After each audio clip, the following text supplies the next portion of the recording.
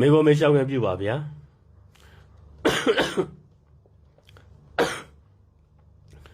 စင်းတူတော်များဇေဒီတော်များကိုစုတောင်းပြည့်တယ်လို့ယူဆနေရမှားတယ်လို့စတော်တပားကဟောထားတာတွေ့လို့အကျိုးရှိမရှိကုသိုလ်ရမရအမှားအမှန်တိကျရှင်းလင်းစွာသိလို့ပါလေရှင်ဗျာဖြေချပေးတော်မူပါဗျာ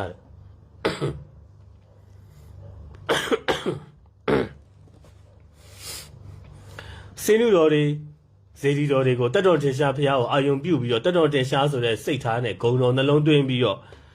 ရှစ်ကိုကြောမယ်ဆိုရင်တက်တော်တင်ရှားဖះကိုဖူးမြော်ရတဲ့ကဲ့သို့ကောင်းကျိုးရှိတယ်လို့ဖះရှိကိုယ်တိုင်ဟောခဲ့ပါလေကိုယ့်ရဲ့စိတ်ကအဓိကပဲအဲ့တော့အခုခေတ်ကိုတော်တွေတက်ရောင်ကားကိုတော်တွေလူတွေဘုန်းကြီးတွေနော်ဒါမတက်တကောက်နဲ့ရှောက်ပြောကြအစင်းတော်တွေကိုပြစ်ပယ်ပြစ်ပယ်တာကြတော့အဆုံးရောက်တော့ဒါကွန်မြူနစ်ဆန်ဆန်ဖြစ်သွားလိမ့်မယ်ဘုန်းကြီးကစင်းတော်တွေကိုပြစ်ပယ်လို့လည်းမပြောဘူးအဓိကထားဖို့လည်းမပြောဘူးအဓိကအနှစ်သာရတေလသမိတ်ပညာကိုအဓိကထားဖះเจ้าကံစင်းသူတော်ရုပ်ပွားတော်ဇေဒီတော်တွေကလည်းပူဇော်ရမှာဟုတ်ပြီနော်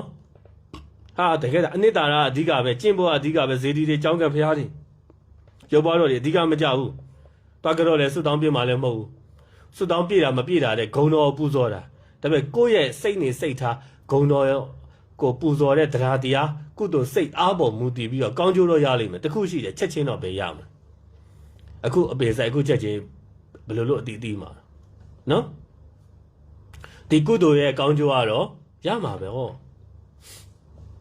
ဇေဒီတော်လေးလက်အုပ်လေးချီပြီးအာယုံပြုပြီးတေတဲ့စိတ်အဲ့စိတ်နဲ့တေတော့နက်ပြီးအတာလေးရောက်တယ်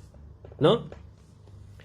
လက်အုပ်မချီနိုင်ဘူးတေကန်ဒီမှာမချီနိုင်တော့ကြီးညိုတဲ့စိတ်လေးနဲ့အာယုံပြုလိုက်ပြီးအဲ့စိတ်နဲ့တေရင်တော့ကုသိုလ်စိတ်နဲ့တေနက်ပြီးရောက်တယ်ဘယ်ကောင်းကျိုးတွေရတာအများကြီးပဲနော်ဖះเจ้าကံဖះတွေကိုအဓိကထားနေတယ်ဆိုရင်လည်းအစွန်းရောက်တယ်နော်တေလသမိတ်ပညာကိုပြစ်ပယ်ပြီးတော့ဖះဆုံးမတွေကိုအဓိကထားရင်လည်းအစွန်းရောက်တယ်လွဲတယ်တေလသမိတ်ပညာကိုအဓိကထားပြီးဖះဆုံးမတွေပြစ်ပယ်ရင်လွဲတယ်လို့အဲ့ဒါလည်းလွဲတယ်ဇေဒီတွေเจ้าကံဖះတွေဇေဒီတွေရုပ်ပွားတော်တွေပဲအဓိကထားမယ်တေလသမိတ်ပညာကိုပြစ်ပယ်ရင်လည်းလွဲတယ်လို့တေလသမိတ်ပညာကိုပဲအဓိကထားပြီးဇေဒီเจ้าကံဖះတွေပြစ်ပယ်ရင်လည်းအစွန်းရောက်တယ်လွဲတယ်သူ့ level နဲ့သူရှိရမရောထွေးရအောင်နော်အဲ့ရတချို့ကဖះတွေတီးတာလက်ကားပါကွာလို့ပြောတယ်အဲ့ရအပြစ်အရန်ကြီးတယ်သူ့ပတ်စံနဲ့သူတီးရလေအဲ့ဆိုမလို့ night club သွားတာလက်ကားပါကွာဆို night club တွေလိုက်ပိတ်ပါလားမလို့နော်ဘားတွေလိုက်ပိတ်ပါသူ့ပတ်စံနဲ့သူတီးတယ်မလို့ပတ်စံတပြားမှလည်းမပါသူ့ပတ်စံနဲ့သူတရားတရားရှိသူတို့သူလောက်တာလေကိုပတ်စံနဲ့ကိုရှာထားတာကိုကြိုက်တာလုံးမအောင်နော်တချို့တွေတခြားနိုင်ငံတွေမှာအိမ်နေစောက်တခြားမျိုးတွေအိမ်နေစောက်မလို့ပတ်စံတွေမဖြုံးနဲ့ဘာလို့လိုက်ဆောက်လဲပြောရင်ယူဖြစ်သွားမှာပေါ့မလို့ပြောရဲလားမပြောရဲစိတ်လေးတောက်တဲ့သူတွေအလက်ကမီးထိုင်ရှို့နေရမလို့အဲ့ရမတောက်နဲ့ကွာပတ်စံကုန်တယ်ကွာမလို့အဝတ်စား၄၅စုံရှိတော်ပေါ့ဘာလို့ထက်ဝဲတော့ဘာလို့အိမ်နေချက်ဆိုဘာလို့အတွင်းပစ္စည်းရဝဲရှောက်ပြောနေပြီးမှာမဟုတ်သူတို့ပတ်စံနဲ့သူတို့ရှာတာသူတို့ကသူတို့သုံးမှာအဲ့လိုလူတွေကြတော့မပြောဘဲနဲ့ဖျားစီဒီကြောင်းကန်တည်တဲ့သူတွေကိုအပြစ်တင်နေတာကတော့ဒါကတော့ဗုဒ္ဓဘာသာထဲမှာတင်းခွေးတက်ရှို့တဲ့ခုံးမတကားတော့တလီလုံးပုံမဲ့ virus ပဲနော်ဒီ virus ကဘာသာကြားတဲ့ပို့ဆိုတယ်ယောဂီတွေနားလေလားယောဂီတွေ online ယောဂီတွေဖြေကြဇေဒီကြောင်းကန်ဖျားတွေတည်တဲ့သူတွေကိုအပြစ်တင်အပြစ်အရန်ကြီးတာနော်ဟိုအရင်ကလောက်ကုံတလားဗတ်တိယဆိုတဲ့ရဟန္တာဘုန်းကြီးတစ်ပါးဖျားလက်တကရှိအရက်ကပုပုတေးသေးလေးလူစင်မမိတာပေါ့နော်ကြည့်လိုက်ရင်နောက်ကကြည့်ရင်ကိုရင်လေးလို့တကယ်ဒါကလေးလေးအောင်မိတယ်ဒါပေမဲ့တော့ရဟန္တာကြီးဒီရဟန္တာဒီဟိုဒါပေမဲ့ကိုရင်လေးလို့ပုပုတေးသေးဖြစ်တော့ဟိုကိုရောကခေါင်းပုတ်သွားလဲဟိုကပကုံးပုတ်သွားလဲပါးလိန်ဆွဲသွားလိုက်လို့တော့ဒါပုရုဇဉ်ရဟန်းနေရနားမလဲဘူးရဟန္တာမထင်မြက်ကြီးဒါပေမဲ့လူကပုပုတေးသေးညက်ညက်လေးဖြစ်တော့သူ့ကိုမလေးစားကြဘူးအဲ့မှာဘုရားဆုံးမှာနော်ဒါပုရုဇေရဟန်းတော်တွေအပြစ်တွေဖြစ်ကုန်မရဟန်းတာကိုတွားပြီးခေါင်းပုတ်လိုက်ပါဆွဲလိုက်တွားလုံနေတော့မလုံကောင်းဘူးဟောလဲချစ်လို့စတာနော်ဒါကလေးလေးလိုဖြစ်နေလို့ခင်လို့စတာမစကောင်းဒါဘာကြောင့်လဲလူစီမမီဖြစ်ရတာလဲဆိုတော့တဲ့အဲ့ဟာဟိုတက္ကတပမြတ်စွာဘုရားသာသနာတော်ကဇေဒီတည်တဲ့သူတွေဘုရားရှင်ရဲ့တက်တော်မူတော်ဇေဒီတည်ကြမယ်ကိုးကွယ်မယ်ဆိုတဲ့အခါဇေဒီတည်တဲ့သူတွေကအဲ့ပတ်စံ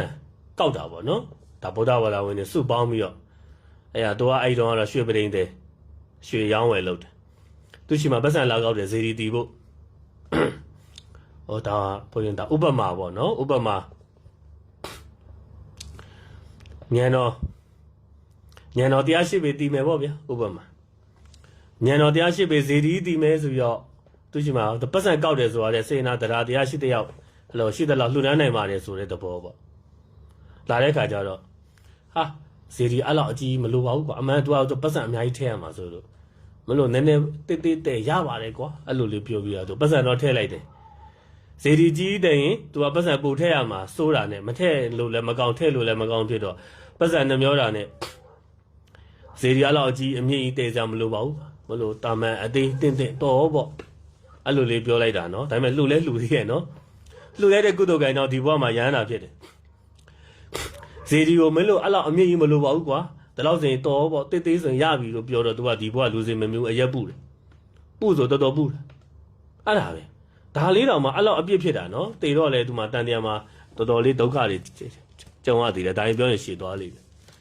အခုကဇေဒီတွေမလိုပါဘူးပြောတဲ့သူကတော့ပိုအပြစ်ကြီးပြီပေါ့ဟိုမှာဇေဒီတည်တဲ့သူတော်မှတည်တော့တည်အဲ့လောက်အမြင့်ကြီးမတည်ပါနဲ့မလိုပါဘူးလို့ပြောလိုက်တဲ့နှုတ်လေးဝစီကံအာကုတုကံလေးတစ်ခုစက္ကန့်ပိုင်းလောက်ပြောလိုက်တဲ့စကားတစ်ခုနဲ့တော့မှဒုက္ခတွေအများကြီးဇေဒီတွေမလိုဘူးဖျားတွေမလိုဘူးလို့တချို့ကအစွန်းရောက်ပြီးပြောတယ်ဇေဒီတည်တဲ့သူတွေဖျားတည်တဲ့သူတွေလွဲတယ်မှားတယ်လို့ပြောတယ်ဒါကတော့အမတန်ကိုနေနဲ့အာကုတုကြံဖန်ရှာတဲ့သူတွေပဲနော်တော်တော်တနာစရာတတ်တော်ပါလေအဲ့ဒါဗုဒ္ဓဟောတဲ့အစုံမှမဟုတ်ဖျားဇေဒီမတည်နဲ့လို့မဟုတ်ဘူးဇေဒီဖျားတွေတည်တတော်တေချာဘုရားအာယုံပြုပြီးပူဇော်မယ်ဆိုရင်မဟာဘောဓိပင်တော်၎င်း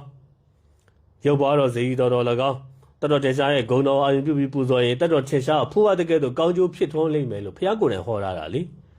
အဲ့တော့အခုခေတ်ကခင်မီတာလို့သူတို့တိသူတို့တက်ဘုန်းကြီးတို့လည်းကြားပါတယ်မြင်ပါတယ်ဇေဒီဘုရားတွေလှူတာမှားပါတယ်ဆိုပြီးတော့ဒါပေမဲ့မြန်မာပြည်မှာဇေဒီဘုရားတွေကိုဘုန်းကြီးကတော့အဲ့လိုမျိုးဘရော့မှအစွန်းရောက်တဲ့စကားဘရော့မှမပြောဘူးအတိနဲ့နှိမ့်ကြတဲ့သူတွေပြောတဲ့စကားဇေဒီဘုရားတွေကိုဦးစားမပေးဖို့တကယ်အနှစ်သာသနာပြုနေတဲ့တိလတ်မိုင်းပညာသာသနာပြုနေတဲ့ပရိပတ်ဆောင်ရွက်နေတဲ့တန်ခါတော်ရှင်မြတ်တွေစာချစာတင်တန်ခါတော်များတရားကျင့်ကြံတဲ့တန်ခါတော်များကိုဦးစားပေးပြီးလှူဒန်းဖို့ဇေဒီကျောင်းကဘုရားတွေလည်းတည်ခြင်းတည်ဖို့ပြောရမှာဇေဒီတည်ခြင်းသူဟာတည်မှာပဲနော် KTV တွေနိုင်ကလက်တွေဘားတွေတွားခြင်းတဲ့သူဟာတွားမှာပဲမကောင်းတာတုံးတဲ့သူတွေမွေးစေးတုံးတဲ့သူဟာတုံးမှာပဲ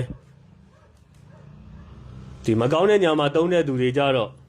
ဘာမှမပြောပဲဖျားတည်တဲ့သူတွေပဲလာခလုတ်တိုက်နေတာတော့မယိုးသားဘာသာကြားတွေကလည်းတက်တွေးခွဲတက်တယ်ကိုဗုဒ္ဓဘာသာဝင်ထဲက